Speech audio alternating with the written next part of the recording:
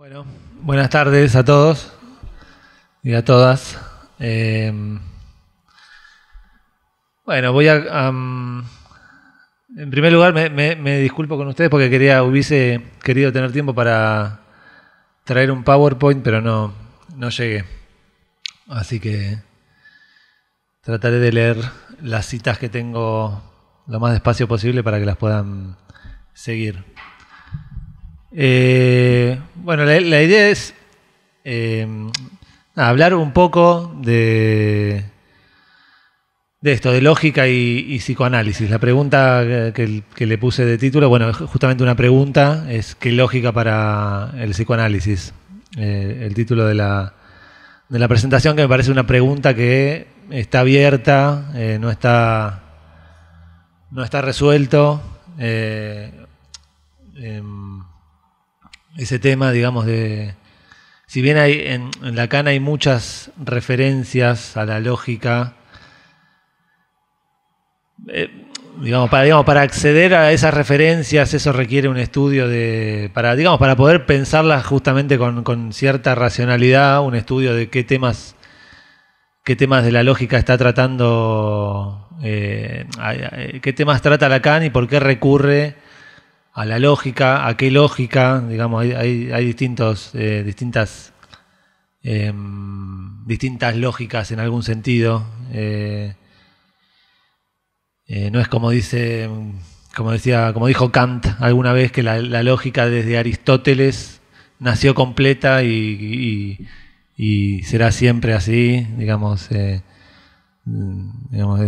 llamativa esa referencia, pero en 1700 y pico, cuando Kant escribió la crítica de la razón pura, dice eso, que la lógica nació completa desde Aristóteles y ya no hay más, no tiene más para avanzar.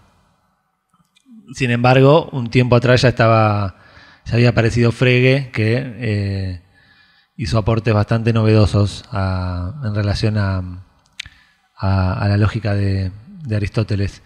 Pero bueno, lo que primero, digamos, para empezar, si vamos a hablar de lógica y psicoanálisis o de matemáticas y psicoanálisis, me parece que hay que hacerlo o habría que tratar al menos de hacerlo con la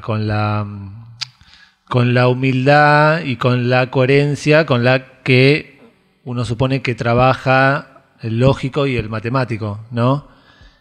Digo esto porque muchas veces cuando desde el psicoanálisis vamos a estos temas, la lógica, las matemáticas, las ciencias, se habla muchas veces con una grandilocuencia que no tiene nada que ver justamente con el trabajo del lógico o del matemático, ¿no? En definitiva, hablo de humildad porque el lógico y el matemático digamos, buscan la verdad en el material con el que trabajan, más allá de sus intenciones, se supone, ¿no? Por ejemplo, la lógica estudia la validez de los razonamientos, digamos, a partir de determinadas reglas se estudia cómo de esta premisa llegamos a esta conclusión, y si eso es válido o no, qué apoyatura tiene esa conclusión a partir de las premisas, digamos, es el sumum de la racionalidad. Entonces, muchas veces desde el psicoanálisis, y quizás desde Lacan también, incluso desde Lacan, se va a estos temas así medio a los ponchazos y cosas que no quedan, a mi gusto por lo menos, bien explicadas o bien argumentadas, con lo cual se pierde la gracia de la lógica, de la matemática en la misma argumentación. Quiero decir, no por hablar de lógica, o no por decir lógica, matemáticas, lógica, es que estamos en un psicoanálisis más racional que el psicoanálisis hegemónico, sino que podemos delirar igualmente hablando de lógica y de matemáticas. Bueno, mi intención es no hacerlo, pues no sé si voy a poder evitar el delirio, pero trato al menos de no perderme en eso. Entonces, A mí lo que me interesa en un primer paso de esto de ir hacia los temas de la lógica, a las referencias de la lógica en Lacan, es bueno, cómo en definitiva, para traerlo más a la práctica del psicoanálisis, cómo leemos un caso, cuál es la estructura simbólica, de qué está hecha la estructura simbólica a la que nos enfrentamos cuando hacemos psicoanálisis. Que va justamente a la cuestión de cómo leemos y de qué leemos. Otra aclaración es que en oposición a esta cita que les decía de Kant, de la lógica es algo que nació completo y así seguirá, es que en la lógica, en las matemáticas y en la ciencia en general se han dado transformaciones radicales a partir del siglo XIX y sobre todo en el siglo XX que llevan a algunos autores incluso a plantear la existencia de una nueva ciencia. Prigogine, por ejemplo, habla de una nueva ciencia. Lyotard habla de la ciencia posmoderna. Bueno, yo voy a retomar algo de eso que está, a mi gusto, está en Lacan.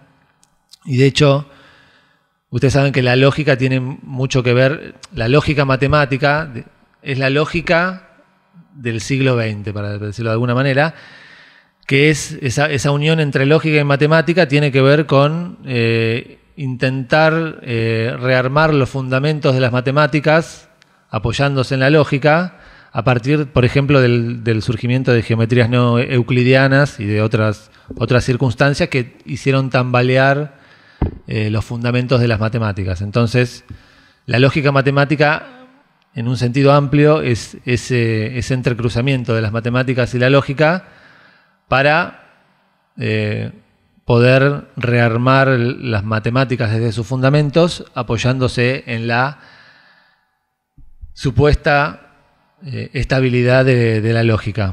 Y en el siglo XX hay determinadas transformaciones que ponen en cuestión justamente esa estabilidad y esa posibilidad de, digamos, de lo que estoy hablando es de la formalización, ¿no? La formalización, la traducción de la formalización es esto, es la base de la lógica, ¿no?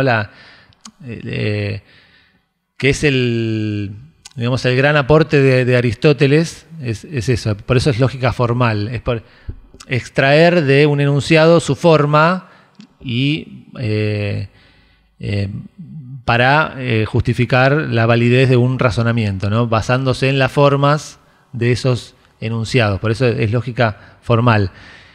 Y la formalización tiene que ver justamente con eso, con traducir un lenguaje natural o el lenguaje matemático a un lenguaje formal para poder ahí dar cuenta de su validez, ¿no?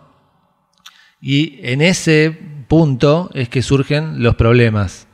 Lacan, a mi entender, no sé si por lo menos en gran parte de su obra, o hay un montón de referencias, donde su interés en la formalización matemática tiene que ver con los problemas de la formalización y no tanto con los logros. Ahora les voy a presentar algunas citas que den cuenta de esto. Pero yo me voy, el abordaje de la lógica que voy a tomar en este caso va en esa línea, en la de los problemas de la formalización, que de hecho es a partir de esos problemas donde Lacan, por lo menos en muchas referencias, define lo real, ¿no? Como lo imposible tiene que ver con el imposible de la formalización, sería. Ese es el imposible lógico-matemático, el imposible de la lógica matemática. Cuestión que encontramos, por ejemplo, en los teoremas de Gödel, ¿no? Que justamente resumiéndolo un montón, es eso, que hay verdades matemáticas que no son traducibles o no son, mejor dicho, no son demostrables en los lenguajes formales de la aritmética. Hay verdades incluso elementales de la aritmética que no son formalizables, no son demostrables por medio de un lenguaje formal. Ese tipo de problemas, no importa que no sepamos bien de qué se trata el teorema de Gödel. En este punto importa más la historia de la lógica o la historia de las matemáticas para pensar qué problemas fueron apareciendo. Y Lacan, por ejemplo, para que vean que esto es nodal en su teorización sobre lo real, por ejemplo, dice en el texto que se llama Quizá en Vincennes, si es que se pronuncia así, que es un texto chiquito que está en otros escritos, donde ahí enumera las disciplinas que tiene, digamos, con las que se relaciona el psicoanálisis o con las cuales el psicoanálisis tiene que estar en contacto, que son la lógica, ahí enumera esas, ¿no? La lógica, la topología, la antifilosofía y creo que las matemáticas, si no recuerdo mal, o se me está.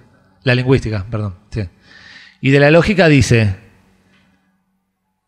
lógica no menos interesante que las otras, a condición de que sea destacada como ciencia de lo real por permitir el acceso a ella del modo de lo imposible. Es lo que se encuentra en la lógica matemática. O sea, se está ubicando, si ustedes toman como válido lo que les vengo diciendo, en la lógica en tanto lógica matemática.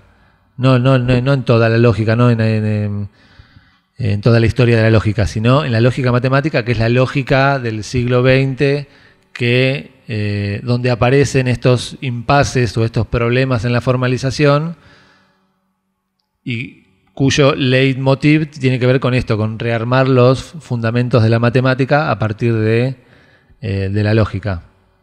Entonces, el imposible, el real de Lacan, ustedes saben que Lacan dice que la lógica es la ciencia de lo real, es en tanto solo, como decían, como estaban trabajando antes en el espacio anterior, que solo a partir de la lógica hay acceso a lo imposible, pero a este imposible, al imposible de la lógica matemática, que es los fracasos o aquellos lugares donde fracasa la formalización, donde se detiene la formalización, o donde, como dice Lacan en algún lado, la escritura no calca el significante, ¿no? Donde hay algo del lenguaje que no puede ser traducido a los términos lógicos de la formalización. Ese tipo de problemas es donde Lacan se apoya para hablar de la lógica como ciencia de lo real. Todo esto para más o menos establecer qué relación, o sea, desde dónde estoy pensando el tema de psicoanálisis y lógica, o qué lógica para el psicoanálisis. Bueno, y estos problemas de la formalización matemática, podemos hablar de la formalización en general, ahí ya nos metemos en problemas, pero vamos a estar todo el tiempo en problemas, porque Lacan todo el tiempo lleva estos problemas de la matemática a la ciencia en general y al psicoanálisis. Y ahí, bueno, uno podría decir, ¿qué justifica eso? Bueno, yo en eso me parece interesante pensar que algo de esto que sucede en la lógica, en las matemáticas y en la ciencia está presente, por así decirlo, en la subjetividad con la que trabajamos, ¿no? Por eso Lacan habla del sujeto de la ciencia también, en algún sentido. Pero me parece que esa es la apuesta, digamos, de que de hecho en algún lado lo dice Lacan, ¿no? Que el inconsciente, que es el mismo tipo de saber, no me acuerdo exactamente cómo dice, pero el saber inconsciente es el saber de la ciencia, digamos, es el mismo tipo de estructura simbólica. Entonces, para Lacan van en el mismo sentido. Lo que pasa con el inconsciente, lo que pasa en la lógica, las matemáticas, que son, digamos, el núcleo duro de lo que es la ciencia moderna. Pero insisto, eso uno podría aceptar la discusión de qué validez tiene eso, pero bueno, eso es para otro espacio. Vamos a darlo por válido ese conglomerado de disciplinas entre las cuales se suma el psicoanálisis. Entonces, hay de alguna manera, si ustedes admiten esto, dado que el inconsciente está estructurado como un lenguaje, en que el saber de la ciencia de alguna manera también aparece el problema del lenguaje. Esto Lacan lo introduce de varias maneras. Les leo, por ejemplo, una cita, pero ¿se entiende esto último que dije? Que si en el psicoanálisis, o en el trabajo con el inconsciente, trabajamos con el lenguaje, con el significante y con algo de la ambigüedad propia del significante, que ahora vamos a tratar de avanzar un poquito con eso, el lenguaje, que para Lacan está hecho de significantes, también aparece en el saber de la ciencia y aparece como estos problemas, en relación a estos problemas de la formalización, que es lo real, ¿no? Justamente el imposible al cual llega la lógica matemática en estos puntos de fracaso. Pero esto me interesa que quede claro, que ahí también aparecen los problemas del lenguaje, que la lógica no se salva de la ambigüedad del lenguaje. Bueno, dice Lacan en el seminario 15, no tengo más precisión que esa. No tengo ni la clase, un desastre.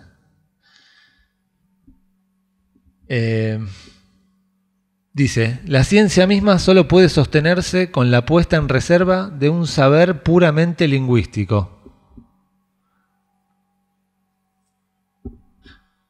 Fíjense cómo define el saber de la ciencia como puramente lingüístico. A saber, por una lógica estrictamente interna y necesaria al desarrollo de su instrumento, en tanto que el instrumento es matemático, y que todos pueden palpar que a cada momento los impases propiamente lingüísticos en que la mete ese progreso del instrumento matemático mismo, en tanto que acoge y es acogido a la vez por cada campo nuevo de sus descubrimientos factuales, es un resorte esencial a la ciencia moderna. Les hago así porque no importa que no entendamos todo. Lo que quiero destacar es esto. Pero fíjense cómo Lacan articula el lenguaje, la lógica, las matemáticas y la ciencia. Porque en algún punto es eso, no los distingue y por eso habla de saber puramente lingüístico. Lo que para mí acá, introduce eso, que los impases, que el saber de la ciencia es lingüístico, en tanto los impases propiamente lingüísticos en que la mete el progreso del instrumento matemático. Eso, que por el progreso de la matemática, que tiene que ver justamente con la formalización y con el desarrollo de la lógica matemática, se deriva en impases que son propiamente lingüísticos. O sea, los impases de la lógica son lingüísticos, de la lógica matemática son lingüísticos. Una manera de abordar esto es con las paradojas, ¿no? Los teoremas de Gödel, de los que les hablaba, dan justamente de la aparición de paradojas o de enunciados, lo que se llama enunciados indecidibles al interior de la formalización de la aritmética. Enunciados indecidibles es una paradoja, son enunciados que tienen la estructura de la paradoja autorreferencial, que el ejemplo más conocido es la paradoja del mentiroso, ¿no? Es como si todo el trabajo de formalización de Gödel demostrara que aparecen ahí en ese campo de formalización enunciados como el siguiente: este enunciado no es demostrable en este sistema formal. Que es equivalente en algún sentido a decir yo miento o esta frase es falsa. Es indecidible, no se puede decir si es verdadero o es falso. Y esos son los impases que Lacan llama lingüísticos, que justamente es lingüístico porque entra en juego ahí la ambigüedad del significante, ¿no? El significante es un elemento absolutamente ambiguo por definición, que no se significa a sí mismo, o como dice Lacan en algún lado, es y no es igual a sí mismo. Tiene esta ruptura de la lógica, ¿no? Es un elemento de impas, el significante. Y es justamente, lo cual es justamente el problema nuestro, el problema de la práctica del psicoanálisis es que trabajamos con una estructura simbólica, por lo menos me parece la propuesta de Lacan, que está hecha de esos elementos. Los elementos discretos del lenguaje son los significantes, que por definición son ambiguos o paradójicos. ¿Qué dice un significante? No se puede responder qué dice un significante, porque no dice nada un significante, salvo que lo articulemos de alguna manera para que diga algo. Hay que ver cómo se hace esa articulación.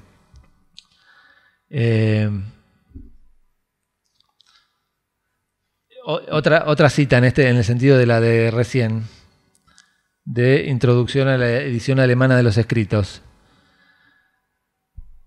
Ya más en nuestro terreno, ¿no? Dice Lacan. ¿Qué es lo que del trabajo del inconsciente no puede escribirse?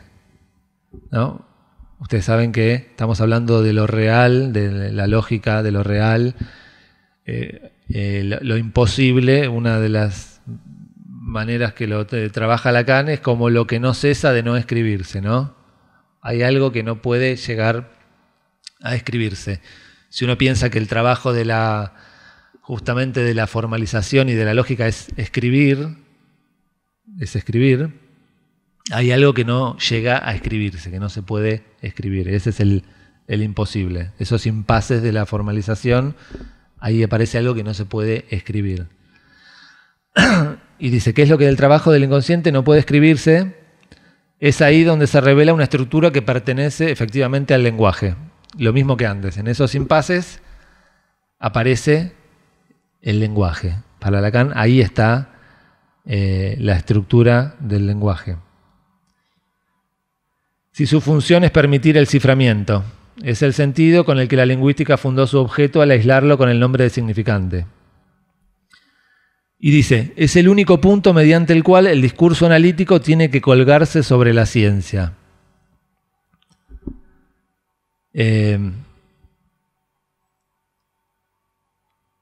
Bueno, esto me parece interesante para seguir ubicando el tema.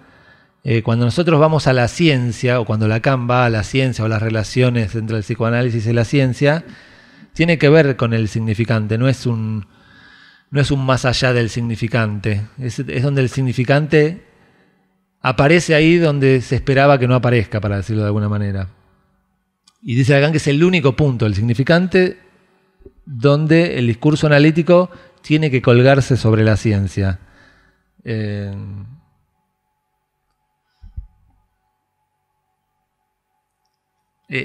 Esto se puede pensar, bueno, o sea, cuando Lacan habla por ejemplo, de las ciencias conjeturales, es esto, es que Lacan cuando habla de eso dice que la cuestión esto del saber conjetural afecta a la ciencia en su conjunto. y ahí, digamos, por ahí entra el psicoanálisis a la ciencia, por los lugares donde hay algo de la formalización que no termina de resolver la ambigüedad del lenguaje. Yo ahora les voy a tratar de presentar algo de eso, donde porque nosotros en general queremos ir hacia ahí, ¿no? Como a llegar al... Y en Lacan está también eso, sobre todo al principio de su obra, la cuestión del, digamos, de poder deducir la pura combinatoria, cuando habla de calcular el sujeto y demás, habla ahí de una pura combinatoria, pero digamos, también hay otros lugares, incluso en Lacan mismo, donde uno puede pensar que no habría esa pura combinatoria. Cuando uno quiere ir para ese lado, y es lo que aparece en la ciencia y más específicamente en la lógica matemática, hay algo de esa pura combinatoria que falla.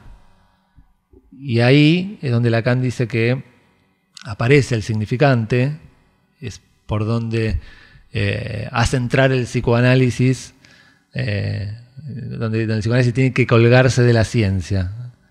Esto me parece que está bueno, además de como esto de que colgarse de las tetas de Moria. Pero bueno, que no sea eso, ¿no? Que no sea colgarse de la ciencia para tener más chapa, ¿no?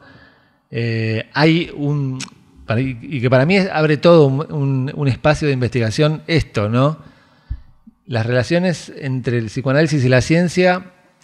No ir a la ciencia para resolver la manera en que leemos y poder, supónganse, hacer un cálculo y resolver el psicoanálisis con una especie de cálculo, de algoritmo o de lógica pura que funcione sola y el caso esté escrito en esos términos y se tenga que resolver así.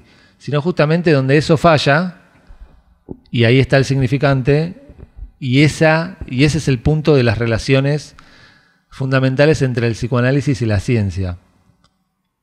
Para esto hay que admitir que la ciencia también está en este sentido, de esa ambigüedad radical, de que hay algo que no se aprende en los términos de la lógica. Lo que se ve, por ejemplo, en la física cuántica, ¿no? Donde si uno se pregunta qué es la materia y podría ser una cosa, podría ser otra, el experimento de la doble rendija, podría ser una onda o podría ser una partícula y que sea una o que sea otra depende de si el investigador se pone a medir por cuál de las rendijas pasa el electrón disparado. Entonces, digamos, si uno admite ese tipo de problemas en la ciencia, puede vincular el psicoanálisis con la ciencia, pero desde ahí, desde ese tipo de ambigüedad, no desde la ciencia como el estudio de la naturaleza en tanto tal.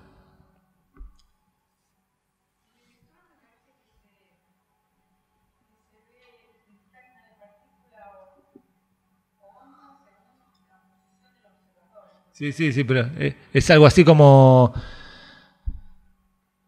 que está, o sea, están bueno, para decirlo rápido, las dos rendijas, se lanza el electrón y si no se pone ningún aparato de medida, solo se observa viste que está la pantalla atrás de las rendijas donde se observa el patrón de interferencia. Hay un patrón de interferencia que da cuenta de una onda. Pero cuando el investigador pone en las dos rendijas un detector para ver por cuál de las dos pasa, porque no puede ser que pase por las dos, si lo que se dispara es un electrón, es una partícula, ¿cómo puede ser que pase una onda? O sea, la onda pasa por las dos rendijas y el patrón de interferencia da cuenta de que pasó una onda porque ahí pasó por las dos rendijas y ese es el dibujo que queda. Y cuando lo loco es eso, que cuando se pone el detector, la materia se comporta como si supiera que la están observando y el patrón de interferencia se dibuja otra cosa, dibuja las partículas y se puede ver por dónde pasó. O sea, es una locura. Bueno, pero sucede así en ese experimento.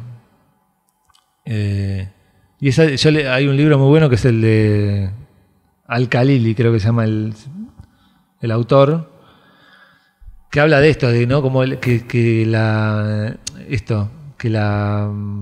la materia se comporta como si supiera que la están observando.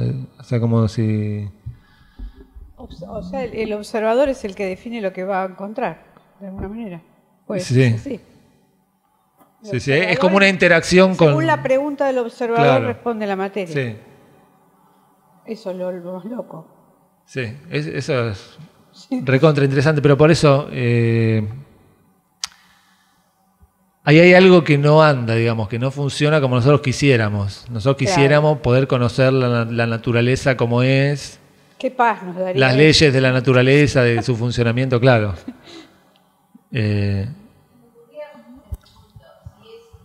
Podríamos pensar que cuando se dice que Lacan dice que la ciencia forcluye la verdad, en estos términos, digamos, donde ya es ese impas en la formalización de la ciencia, por ejemplo, como ubicaste lo de la paradoja o...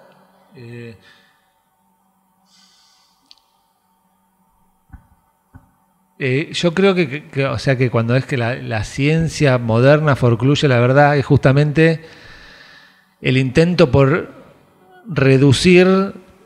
Ahora vamos a ver algo de esto de la verdad. De reducir el problema de la verdad para decirlo de alguna manera, a un cálculo lógico, justamente. Y en esto que yo les estoy proponiendo, habría como un retorno de la verdad de alguna manera. No esa... De hecho, o sea, Lacan dice que hay un retorno de la verdad al campo del saber.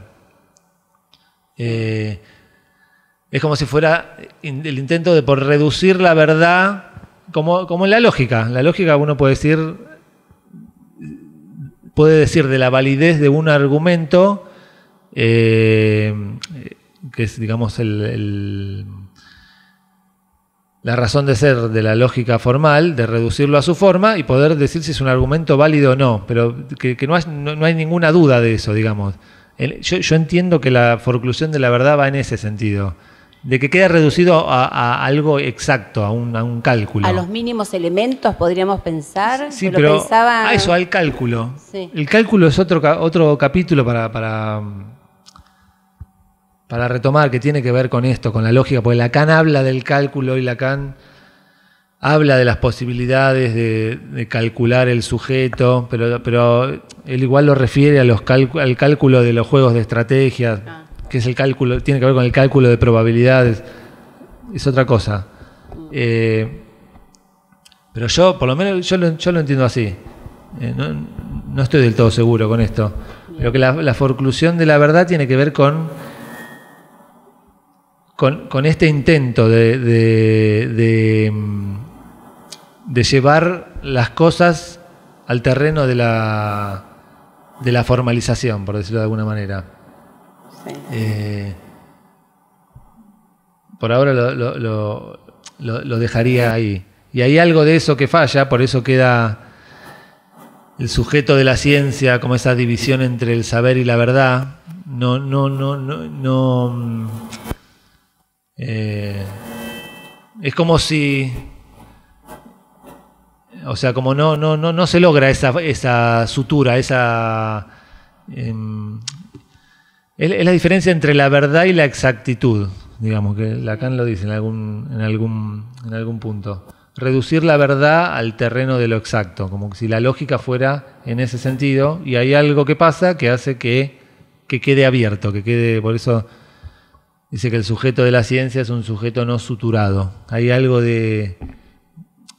bueno, define al sujeto de la ciencia, que tiene que ver con esto de lo que estoy hablando, como el correlato antinómico de la ciencia, esto lo dicen la ciencia y la verdad, y la ciencia se define por el intento de sutura.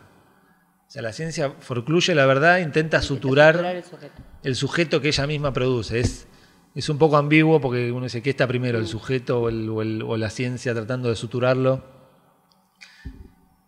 Es casi lo mismo que les estoy diciendo acá con esto de la formalización.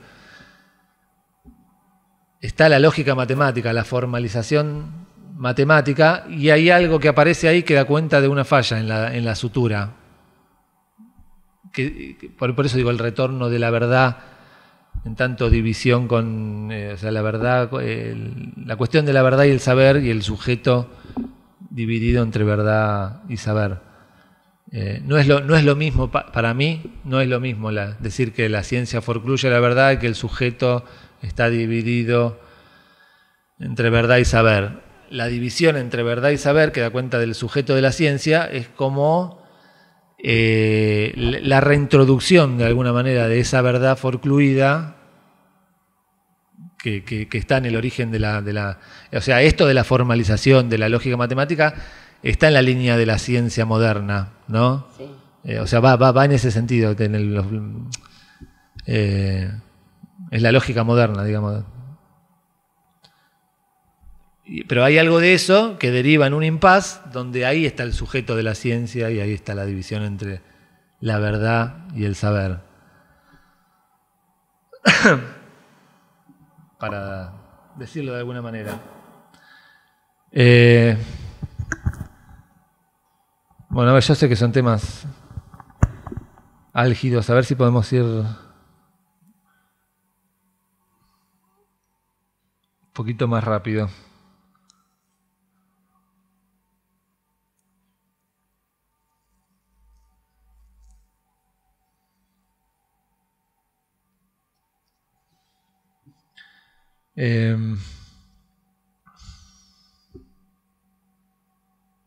Bueno, es imposible demostrar lo verdadero, dice Lacan. Acá tenemos lo real.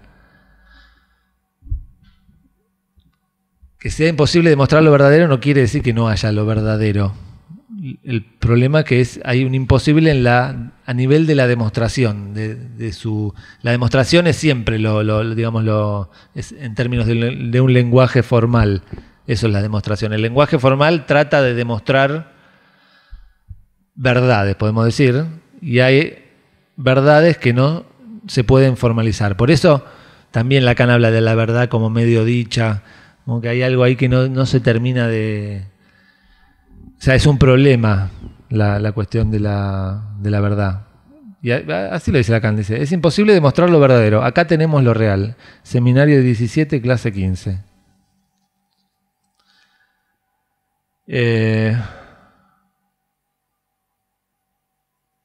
Bueno.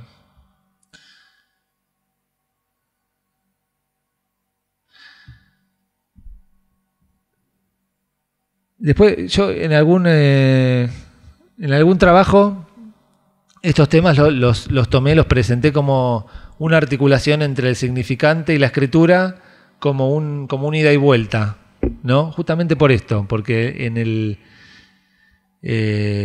el saber formalizado de la ciencia aparece otra vez el significante. Y Lacan habla de les leo los términos para una sucesión de alternancias. Dice, la relación de la letra, que es la escritura, con el lenguaje no es algo que haya que considerar en una línea evolutiva. Tenemos una sucesión de alternancias. En otro lado habla de un movimiento de vaivén entre el significante y la escritura. O sea, hay algo uno podría pensar, de la ciencia que funciona así, entre el significante y la escritura. Insisto, son los términos que utiliza Lacan. O sea, se puede pensar de otra manera. Es la manera de Lacan de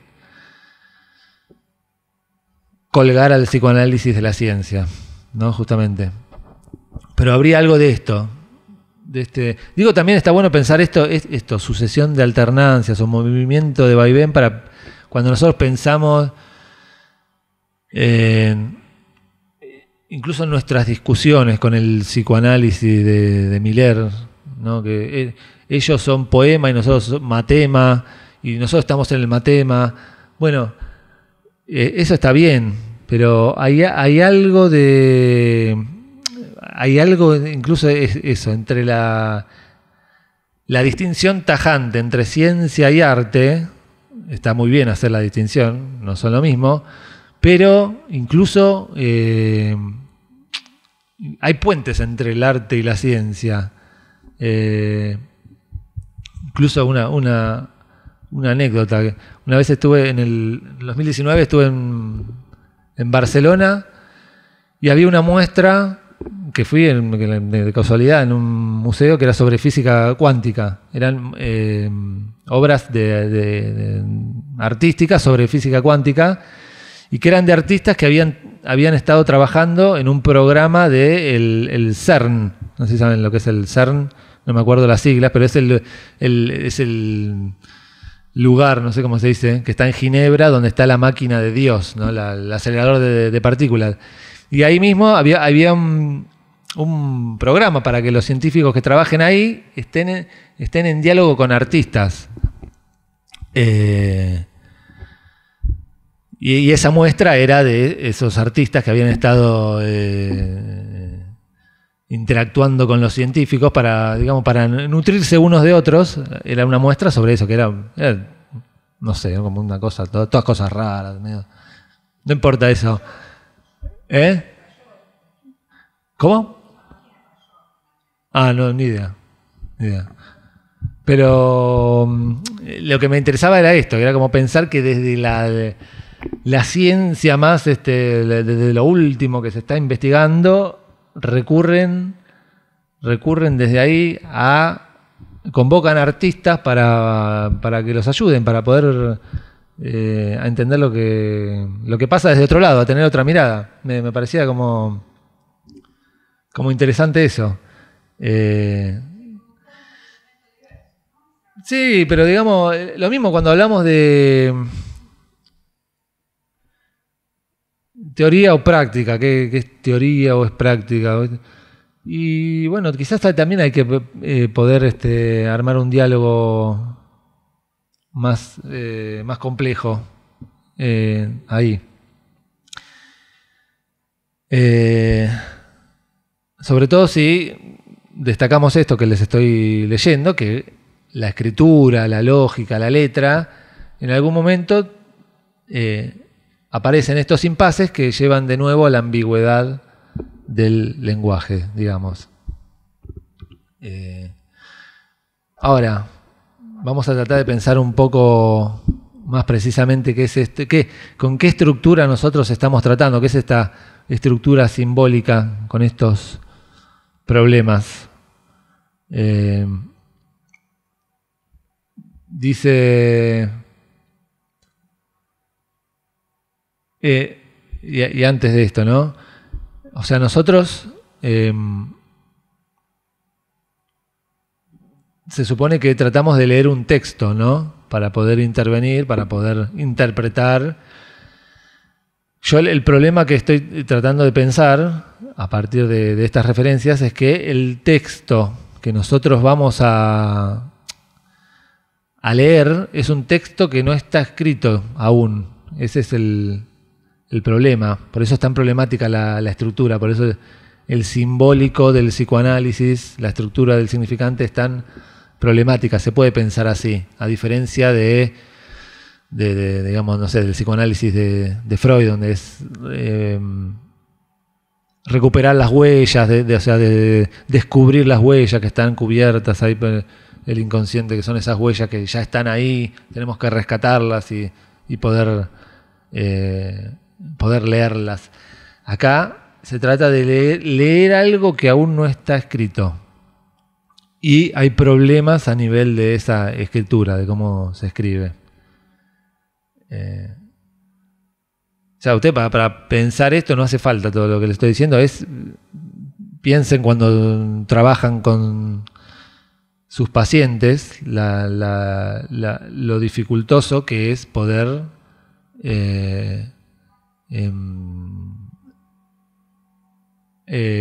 justamente esto, poder establecer el texto del caso. Y si es un texto cerrado, si es un texto que uno dice, ya está, ya lo encontré, listo, o es algo que hay algo ahí que no se termina de que no se termina de armar. Ahora voy a avanzar un poquito en ese sentido.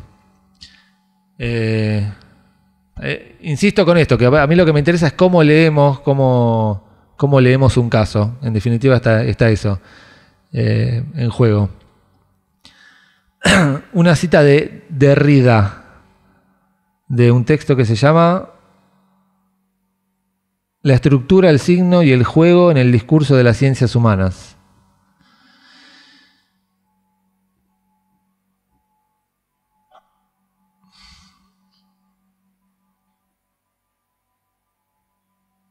Dice: si la totalización ya no tiene entonces sentido, piensen esto que les estoy diciendo de cómo armar un texto que no se puede cerrar, no se puede justamente totalizar.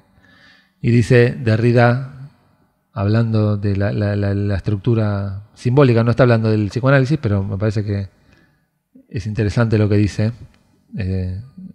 Recuerden esto, que el texto se llama La estructura, el signo y el juego en el discurso de las ciencias humanas. Dice: si la totalización ya no tiene entonces sentido, no es porque la infinitud de un campo no pueda cubrirse por medio de una mirada o de un discurso finitos. O sea, no es porque haya un campo infinito y entonces un discurso finito no lo logra cubrir, que sería más o menos la hipótesis clásica de lo real, infinito, y entonces no se puede decir todo porque el lenguaje no llega. La imposibilidad de la totalización no tiene que ver con eso. Dice, sino porque la naturaleza del campo, a saber, el lenguaje, y un lenguaje finito, o sea, los términos del lenguaje son finitos, excluye la totalización. O sea, la estructura misma del lenguaje excluye la totalización. Esto es para mí muy importante.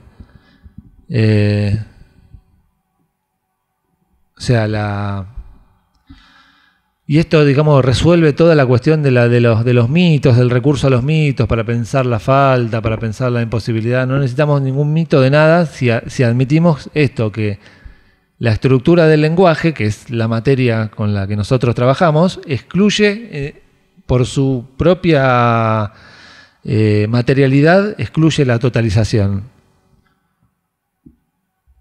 O sea, bueno, ahora seguimos con otras referencias que lo van a clarificar un poco más. Dice, este campo es en efecto el de un juego, es decir, de sustituciones infinitas en la clausura de un conjunto finito. Es decir, los términos del lenguaje son finitos, lo que son infinitas son las sustituciones, la posibilidad de sustitución. Ese campo tan solo permite tales sustituciones infinitas porque es finito. Es decir, porque en lugar de ser un campo inagotable, como en la hipótesis clásica, en lugar de ser demasiado grande, le falta algo. A saber, un centro que detenga y funde el juego de las sustituciones. O sea, el lenguaje mismo, que es de lo que está hecho el simbólico con el que nosotros trabajamos, ya viene con este problema. Ya vendría con este problema de que no hay un centro que detenga y funde el juego de esas sustituciones, por lo tanto esas sustituciones tienden hacia lo infinito. Recuerden que esa tendencia al infinito es una manera de pensar la psicosis. No sé si recuerdan el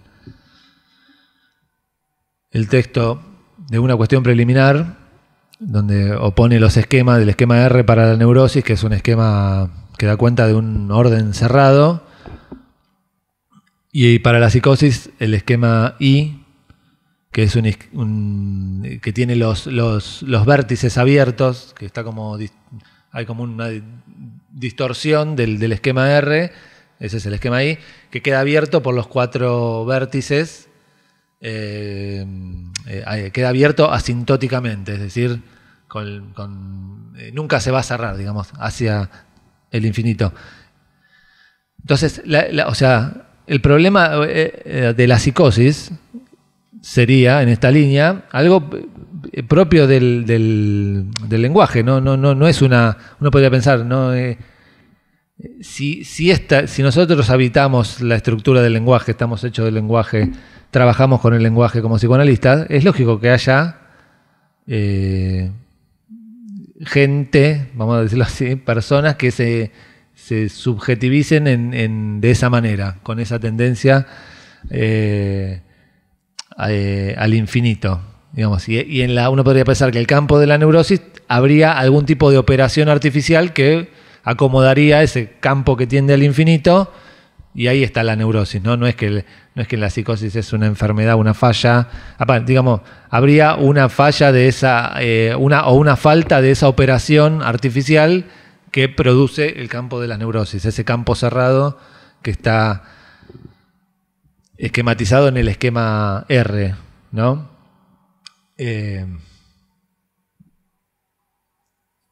¿Me siguen hasta acá con esto? En la misma línea,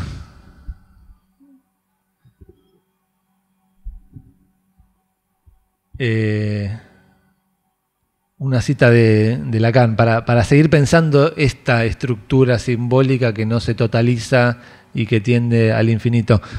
Recuerden esto, que Lacan en el seminario 3 dice justamente que la psicosis se define por un funcionamiento, ¿cómo dice? Autónomo del significante. Como que esto está... digamos, la estructura misma del lenguaje tiende hacia la infinitización de las sustituciones. Y cuando eso funciona autónomamente, hay psicosis. Si hay neurosis, si uno puede diagnosticar que hay neurosis, es porque hubo alguna operación, hubo algo que pasó ahí que hizo que ese campo se limite.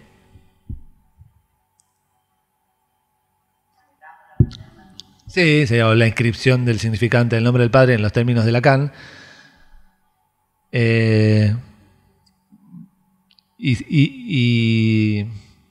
Bueno, en relación a lo que vengo presentando, uno podría pensar que por ejemplo, la metáfora paterna o la inscripción del significante del nombre del Padre podría ser algo así como justamente esto, como la inscripción de un imposible. Recuerden que venimos hablando de estos temas, del imposible, de los impases en la formalización. Sería como que algo de esa imposibilidad quede inscripta, ¿no? Y eso es lo que permitiría ordenar el campo, de alguna manera. Si ustedes piensan eso, que el lenguaje es un campo que tiende hacia esa infinitización, requiere de la inscripción de un imposible, si no quieren decir nombre del Padre, no lo digan, podemos decir así, la inscripción de un imposible, contar con esa imposibilidad para ordenar el campo. Fíjense el puente que estoy haciendo ahí, que no lo hago yo, que lo hace Lacan con estos problemas de la lógica, ¿no? Bueno, vean cómo habla Lacan de esto. Dice, ¿qué encontramos en la experiencia de esta lógica matemática? Sino justamente ese residuo donde se designa la presencia del sujeto. Ese residuo sería como ese resto, lo que resta de la operación, de esa formalización que no logra, esa escritura que no logra calcar el significante, como dice Lacan. En esos impases, en esa imposibilidad que aparece ahí, hay un residuo, y es donde Lacan ubica al sujeto de... Bueno, como les decía antes, esto del sujeto de la ciencia, esa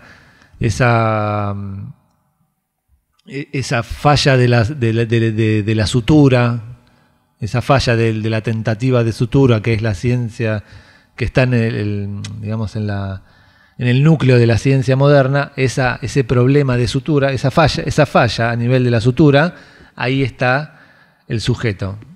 Fíjese cómo Lacan establece directa. Claro, pero fíjese cómo Lacan lo referencia directamente a la lógica matemática. Dice que en la experiencia de esta lógica matemática, viene hablando de los impases en la formalización.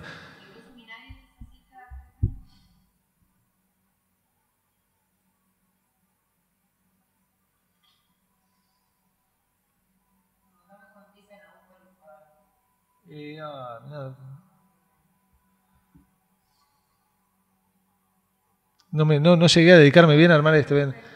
¿Qué encontramos en la experiencia de esta lógica matemática? Ahí la cita sigue. Yo tengo los... sino justamente ese residuo donde se designa la presencia del sujeto. Si me esperás cuando terminamos, en otro lado lo tengo y te lo... Es de algún seminario, no recuerdo de cuál. Sigue la cita, dice, se trata de algo, esto, el sujeto, ese residuo de esa operación de la lógica matemática, que es el sujeto, se trata de algo que constituye un límite, que no descubre nada, sin duda, que el discurso matemático mismo no haya descubierto, en tanto que es sobre ese campo de descubrimiento que pone a prueba un método que le permite interrogarlo sobre lo que es enteramente esencial, a saber hasta dónde puede dar cuenta de sí mismo. Esto también a mí me parece fundamental, que el sujeto del psicoanálisis, referenciado a partir de los impases de la lógica matemática, da cuenta de un sujeto que no puede dar cuenta de sí mismo. Otra vez estamos ahí con esto que decía Derrida de la estructura del lenguaje que no se puede totalizar. Y esto de no poder dar cuenta de sí mismo, piensen qué vínculo estrecho que tiene con el inconsciente, ¿no? Por eso el inconsciente está tan vinculado con la ciencia, con la lógica matemática, porque ahí mismo, y es ahí donde Lacan ubica el sujeto, se trata de una estructura simbólica que no puede dar cuenta de sí misma. Insisto con esto del texto. Uno está acostumbrado, uno dice, voy a leer un texto. Entonces agarrás un texto, empieza acá y termina y lo lees. Obviamente los textos están abiertos a interpretaciones y demás, lo cual hace que no sea tan cerrado como lo estoy diciendo yo. Pero acá es incluso eso, es una estructura simbólica que no puede dar cuenta de sí misma, que no se puede totalizar, que uno no va de suyo la estructura. No. Cuando uno recibe un caso, nosotros hablamos del material del caso, bueno, pero eso no está, no requiere de una operación, requiere de una operación para, digamos, como decía antes, una operación artificial para que eso se cierre de alguna manera. Si el lenguaje, por estar, si ustedes admiten esto, el lenguaje por estar hecho de significantes tiende hacia la infinitización, las sustituciones infinitas y demás. Digamos, es lo mismo que pasa en un caso cuando el psicoanalista se queda escuchando. Quiere encontrar algo y podría pasarse la vida escuchando al paciente y no pasa nada. Muchas veces los analizantes llegan contando experiencias de otros análisis donde el analista escuchaba y no pasaba nada. Entonces se pudren y se van y está muy bien que lo hagan. Pero eso, porque es el texto del caso, si ustedes quieren decirlo así, requiere de una operación que es una operación no solo de escucha o de lectura o de interpretación, como uno podría suponer que a la manera de lo que uno abordaría un texto que ya esté establecido, sino que el analista participa del establecimiento del texto. Tiene que haber ahí una operación para poder estabilizarse algo de la estructura.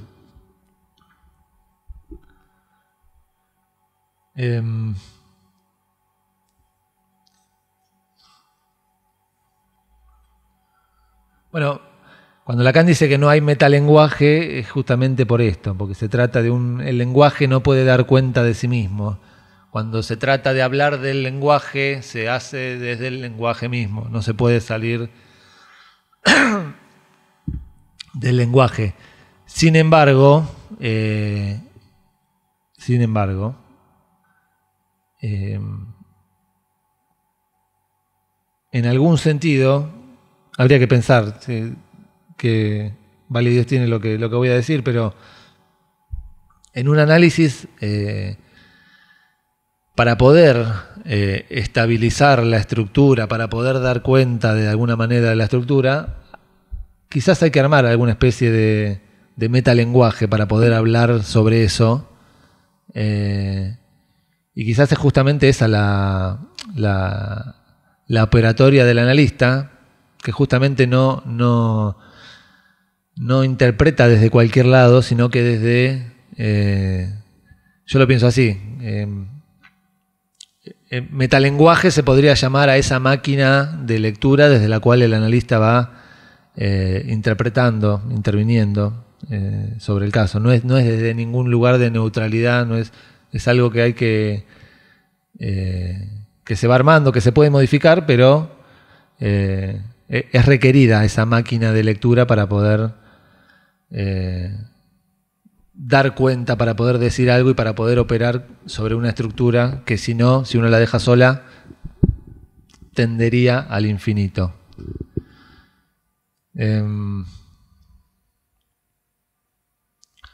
Bueno.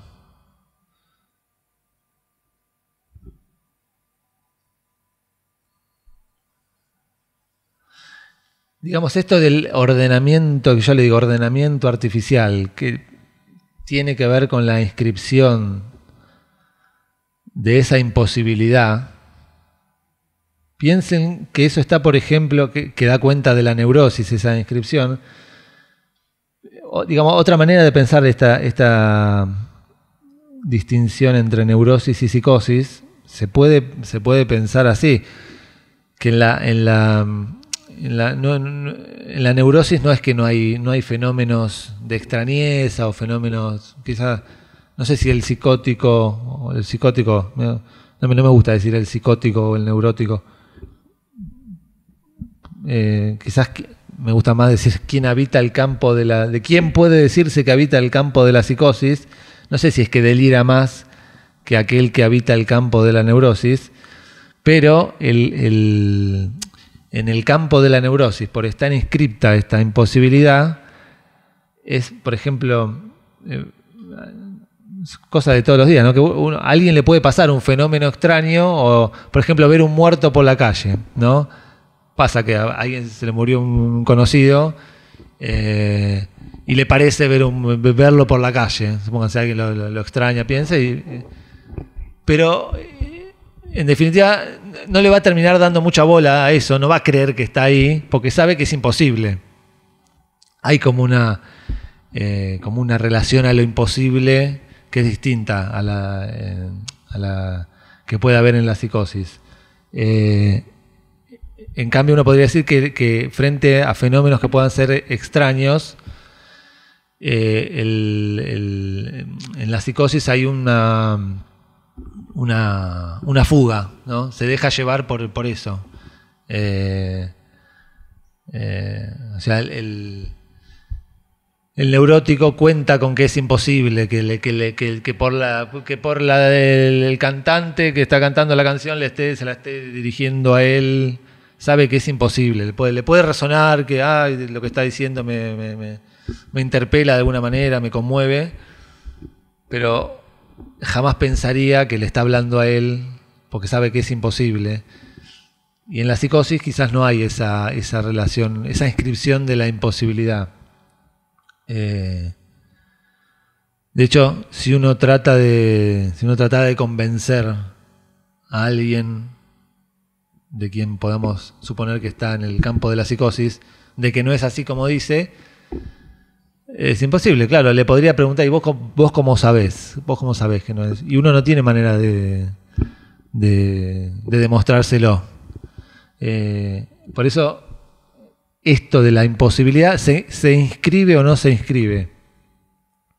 ¿Está inscripto o no inscripto?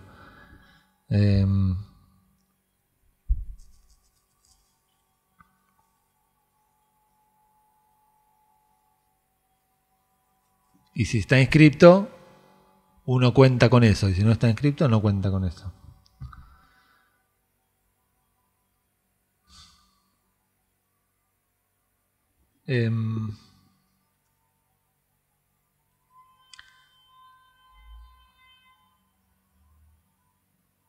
Bueno, Lacan, o sea, en varios lugares hace hincapié en esto de la estructura que no se contiene a sí misma.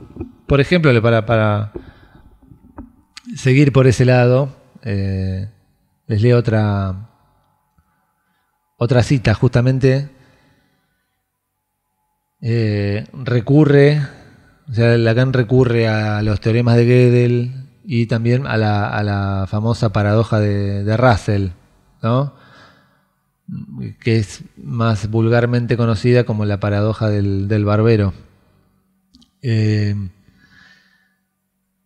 Pero bueno, digamos, las paradojas son estos puntos donde se detiene la formalización, son los puntos de imposible.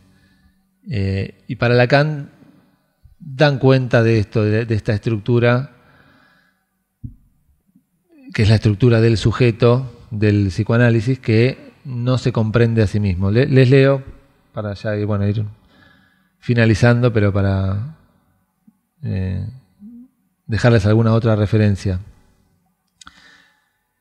Dice, la paradoja de Russell es esta. Se habla del conjunto de todos los conjuntos que no se comprenden a sí mismos. Porque es una pregunta que le hace Russell a Frege cuando estaba por publicar las leyes de la aritmética, que Frege trabaja con esto están los conjuntos, digamos, los conjuntos que se comprenden a sí mismos y los que no se comprenden a sí mismos. Quiero decir, los conjuntos que forman parte de sí mismos y los conjuntos que no forman parte de sí mismos. Por ejemplo, una biblioteca es un conjunto de libros que no es un libro, no forma parte de sí mismo. En cambio, el conjunto de las ideas, el conjunto de todas las ideas, forma parte de sí mismo porque es una idea. Los conjuntos en general, los más habituales, son los que no forman parte de sí mismos. Y Russell le hace la pregunta a Frege de si el conjunto de todos los conjuntos que no forman parte de sí mismos, forma parte de sí mismo o no. O sea, si ustedes lo piensan, piénsenlo, búsquenlo después y piénsenlo, pero es imposible de responder. Digamos, si el conjunto de todos los conjuntos que no forman parte de sí mismo, forma parte de sí mismo o no, es indecidible. No se puede, es paradójico, ¿no? Si forma parte de sí mismo, si no forma parte de sí mismo, y no forma parte de sí mismo, si forma parte de sí mismo. No se puede decidir. Y Lacan retoma la paradoja de Russell y dice, si los intereso en ello, al menos lo espero, es con la mira de que hay la más estrecha relación, justamente porque se trata del significante. Fíjense cómo insiste con esto, que meter el significante en el medio de la lógica, donde aparecen estos problemas. Para Lacan ahí está el significante, ahí vuelve a aparecer el significante. Y porque se trata, dice, justamente porque se trata del significante y porque se trata, por consiguiente, de no comprender, decía, hay la más estrecha relación, porque se trata de no comprender, con la posición del sujeto analítico, en tanto que él, también en otro sentido del término comprender, él tampoco se comprende a sí mismo. Comprender en el sentido no de no entender, sino de que no está comprendido, claro, no está comprendido en sí mismo. Es lo que les decía antes de esta estructura simbólica que no puede dar cuenta de sí misma. Yo sé que es un poco cansador esto, pero a mí me parece importante retomarlo. Habla de qué toma Lacan de la lógica y en qué punto eso se contacta con su teoría del inconsciente y del significante y del sujeto.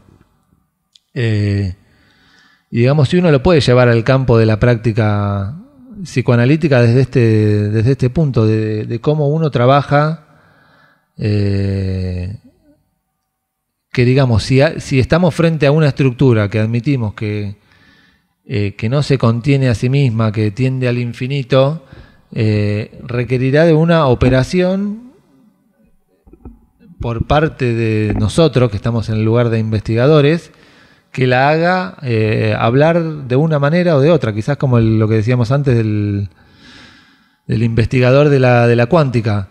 Es decir, no se trata de escuchar, y sí se trata de leer, pero de leer en este sentido, de que participamos del establecimiento del texto, porque si no, no hay ahí nada. Y eso suscita, digamos, yo hablaba de esto, de lo artificial, de hecho, es lo voy a anunciar nada más, pero es para otro momento, pero es para seguir. Está toda la cuestión del tratamiento de Tarski, de Alfred Tarski, que es otro lógico muy importante, que Lacan hasta donde yo sé no lo trabaja, pero es justamente el que para abordar el problema de las paradojas y para evitar su surgimiento, establece la distinción justamente entre lenguaje-objeto y metalenguaje. Digamos, que sería algo así, coloquialmente dicho, ¿no? Si la paradoja es que el Epiménides, el cretense, dice todos los cretenses son mentirosos, o sea, no hay más paradojas si uno separa los dos niveles, el nivel de la enunciación de Epiménides el cretense, 2 puntos, ahí tenemos un metalenguaje, que es desde donde se dice algo de lo que se dice, y el enunciado, que es todos los cretenses son mentirosos, que en sí mismo no tiene nada de paradójico.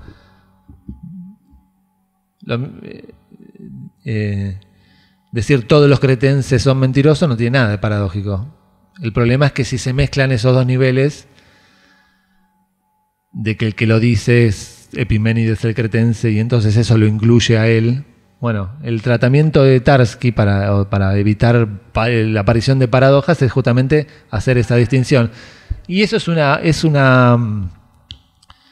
maniobra absolutamente artificial. Y bueno, es así como funciona. Sí, por ejemplo. Sí. Claro. No, pero sí. Claro. Claro, pero uno dice, ¿pero por qué haces esa distinción? Y para ordenarlo de alguna manera. Para que no... Claro. Inclusiones artificios que uno hace, o en ese sentido lo dicen, ¿no? Como algo artificial. Sí. Y yo creo que la maniobra de lectura del analista es desde esa... Esto lo traigo como ejemplo de eso, de una propuesta artificial de ordenamiento. Y eso es lo que tiene que poner el que está del lado del analista. Piense que... Sí. La estructura tiende al infinito, digamos, asíntota. Y decimos que esa es la estructura que devela el campo de la psicosis y que en la neurosis lo que aparece, justamente en todo caso, es como un intento de restituir algo de una totalidad, ¿no? Mediante la maniobra neurótica, que aparecería acá el significante del nombre del padre como un ordenador, como una inscripción de lo imposible. Sí.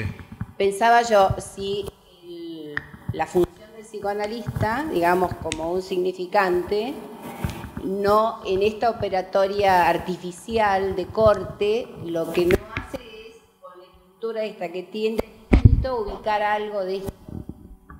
No sé si te lo pude transmitir como lo pensé. ¿Ubicar algo de qué? No te entendí eso. De este artificio que busca un corte, digamos, de evitar esto asíntota de la estructura, esta estructura abierta, por decirlo de alguna manera, en esto artificial que es el cierre, de esto de poder ubicar algo del orden del sujeto, que lo llamamos nosotros, ¿no? Sí.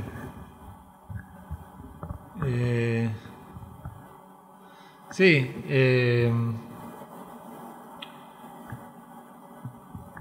A ver, yo pienso, por ejemplo, así se puede pensar que, por ejemplo, ese ordenamiento de la estructura que tiene que ver con la posibilidad de contar con el imposible, se podría pensar que el trabajo de un psicoanalista, en algún sentido, puede tener que ver con ubicar,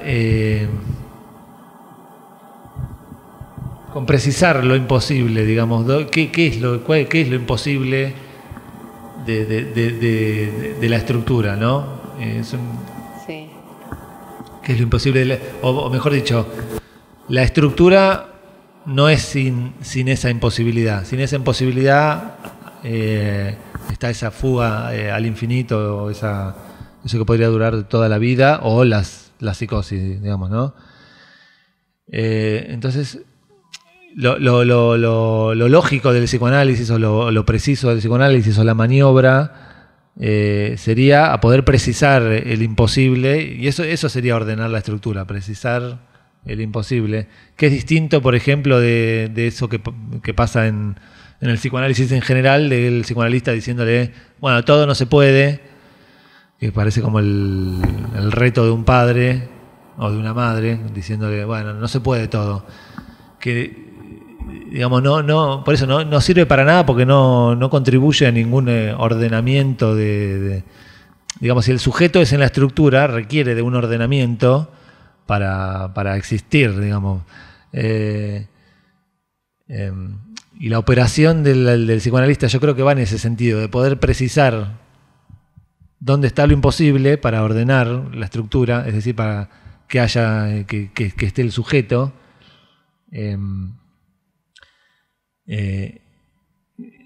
Digamos, estoy diferenciando eso de este otro tipo de intervenciones donde todo no se puede, que no precisa nada, digamos, no precisa nada, no contribuye en nada, que me parece que en general los psicoanalistas trabajan desde ahí, de incluir la falta desde ahí, bueno, no se puede todo, no hinche las pelotas, no se puede, tener que perder algo.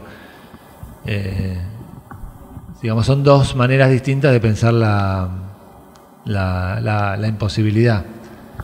Pensarlo como lo pensamos, eso implica que si tomamos la estructura como un conjunto covariante de elementos significantes, sí, es imposible, puede cambiar. Que esa sería, digamos, la dirección de la cura. Que sí, es claro, imposible que aparece como sufrimiento, después pueda... Bueno, pero justamente por eso, es una estructura abierta. Digamos, gracias a eso mismo de no poder dar cuenta de sí mismo, o eso que no se termina de totalizar, es que tiene lugar el psicoanálisis, que puede operar en algo así, si no sería algo que no puede cambiar. Piensen también en esto del sí mismo, ¿no? El sí mismo, el que nos lleva al yo o a la individualidad. Acá hay algo del sí mismo que no funciona, y es lo que nos permite justamente conmover algo. Incluso cuando un paciente dice, yo soy así, mi problema es que yo soy así, mi problema es que... Desde una psicología uno podría decir, bueno, vamos a tratar de que no seas más así. Y acá sería justamente interrogar eso, porque no hay sí mismo. O sea, la estructura simbólica con la que trabajamos, no le creemos a ese sí mismo, porque no hay sí mismo. Entonces, esa estructura está abierta por estar hecha de significantes a que eso se transforme. O sea, la misma cualidad de la estructura que nos lleva a la cuestión de la psicosis, por esa fuga, es la misma apertura que nos permite conmover algo cuando se tiende a cerrar en algo de eso. Por ejemplo, mi problema es que yo soy así. O sea, es una estructura que está en movimiento. Pero es verdad también que uno yo hablo del ordenamiento artificial, porque uno no tendría que quedarse con eso, con lo paradójico, que loco, no se puede, qué volado, que... No, hay que precisar, hay que trabajar lógicamente, digamos, pero la lógica incluye, si uno cuenta con estos problemas, también va a contar con tipos de respuestas como la de Tarski, ese tipo de ordenamiento de, bueno, esto no porque no funciona. Más o menos en este sentido es que los quería... Insisto que esto es para seguir, es todo provisorio lo que estoy diciendo. Lo que acabas de decir, porque en general suele pasar que el paciente tiene una lógica armada y a lo mejor la intervención de uno rompe, como Tarski, estas dos cosas que vienen como selladas que habilitan esa lógica. Yo soy así, me pasa esto siempre porque... ¿no? Es decir, no, mire, este elemento acá no tiene que ver. Bueno. Está en otra cadena. Sí. Bueno, ¿algún otro comentario, pregunta? Si no, dejamos que ya estamos medio... Sí. Bueno, la verdad, gracias. Yo también me cansé. Sirvió, pero ¿cómo viste cómo movió preguntas? Bueno, muchas gracias a ustedes.